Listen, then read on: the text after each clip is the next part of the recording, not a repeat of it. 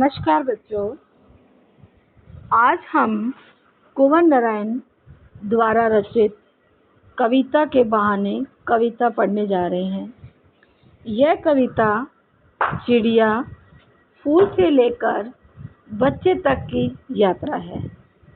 इस कविता के माध्यम से कवि ने चिड़िया की उड़ान की सीमा बताई है, परंतु दूसरी ओर बच्चा है जो भविष्य की ओर कदम बढ़ा रहा है।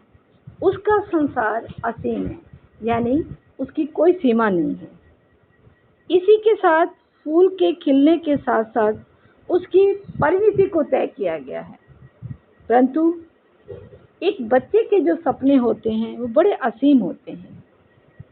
बच्चे के खेल में किसी प्रकार की सीमा का कोई भी स्थान नहीं होता।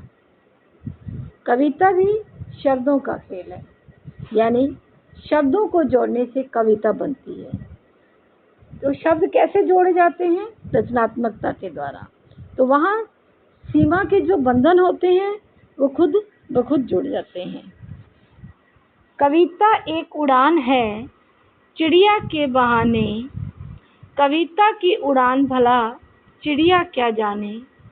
बाहर भीतर इस घर उस घर, कविता के पंख लगा उड़ने के माने, चिड़िया के क्या जाने।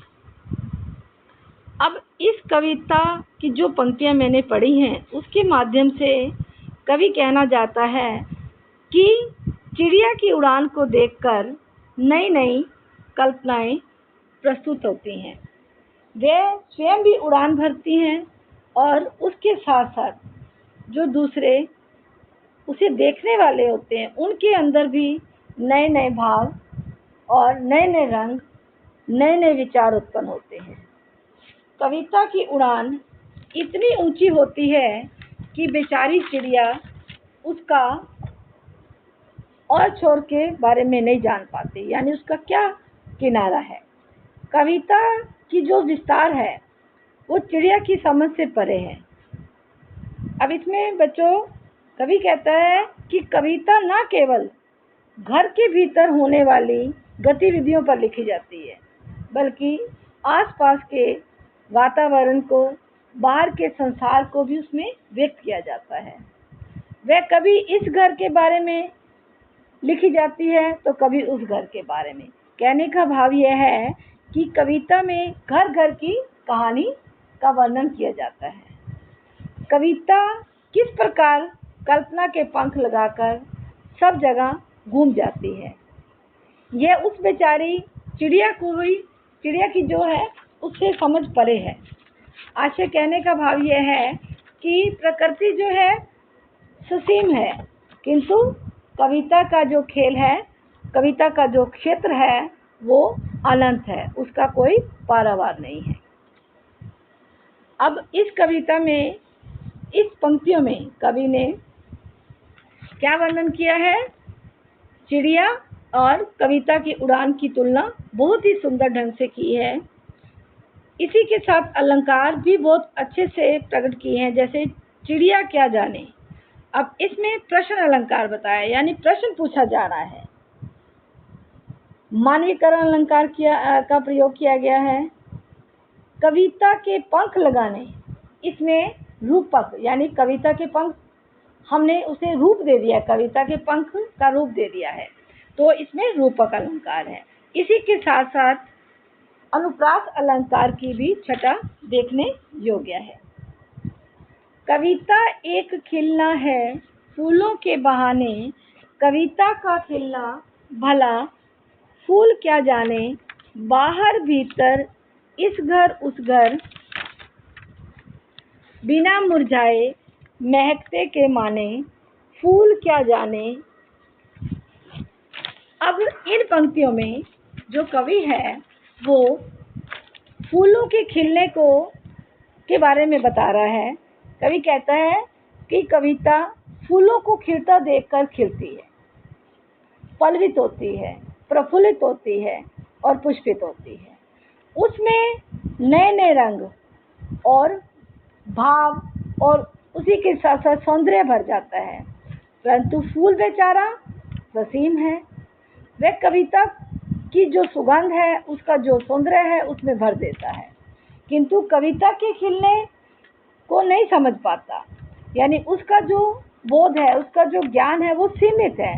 फूल तो बेचारा एक दिन गंध रहित हो जाता है, एक दिन में ही खिलता है, फिर समाप्त हो जाता है, किंतु जो कविता है वो बिना मुरझाए लंबे समय तक उसका जो खिलना है बना रहता है। यानी उसका जो बोध है वो खिला रहता है।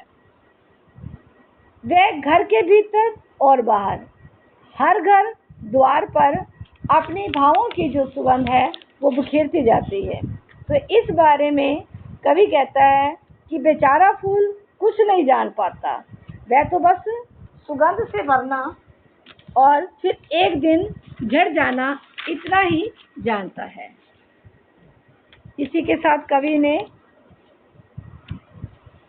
कविता का खिलना भला फूल क्या जाने, इसके माध्यम से कवि कहना चाहता है कि जो इसकी सुगंध है वो चारों तरफ फैल जाती है, लेकिन वो फूल से भी अधिक मूल्यवान होती है। इसी में जो भाव सौंदर्य बताया है कि कविता और फूल की तुलना बहुत सुंदर है। कविता की तुलना में फूल खिलना बेचारा ससीम है, लेकिन कविता क्या है? अनंत है। इसमें अलंकार फूल क्या जाने में भी प्रश्न अलंकार है, और कविता जो छंदबद्ध नहीं है। कविता एक खेल है बच्चों के बहाने, बाहर भीतर वह घर यह घर वह घर, सब एक कर देने के माने, सब घर एक कर देने के माने बच्चा ही जाने। अब इसमें कवि कहता है कि कविता में भी बच्चों के खेलों को देखकर कवि के मन में क्या पैदा हो जाता है? शब्द क्रीड़ा पैदा होती है। वह शब्दों से, भावों से, अपने विचारों से नए नए खेल खेलता है। यानी उसके अंदर भाव उठते हैं, अपने भावों को वो अपनी कलम से लेखनीबद्ध कर देता है। जिस प्रकार बच्चा खेल खेलते हुए कभी घर में जाते हैं, कभी बाहर भागते हैं, और कभी उस सभी घरों में समान रूप से खेलते रहते हैं, उनके मन में कभी अपने और पराये का कोई भेदभाव नहीं आता। तो वो खेल खेल में ही सबको, बच्चे इतने निश्चल पवित्र होते हैं कि खेल खेल में ही सबको अपना बना लेते हैं। वे सब घरों को एक एक करके कहना चाहते हैं कि ये बच्चे ही जानते हैं। उन्हीं बच्चों के अनुसार कवि कर्म भी क्या है? एक खेत है, शब्दों का खेल है। कवि शब्दों के माध्यम से अपने मन के, बाहरी संसार के, अपनों के, परायों के, सब घरों के जो भाव होते हैं, मन के भाव होते हैं, उन्हें वाणी प्रदान करते हैं। यह सबको समान मानकर उनकी भावनाओं को व्यक्त करते हैं।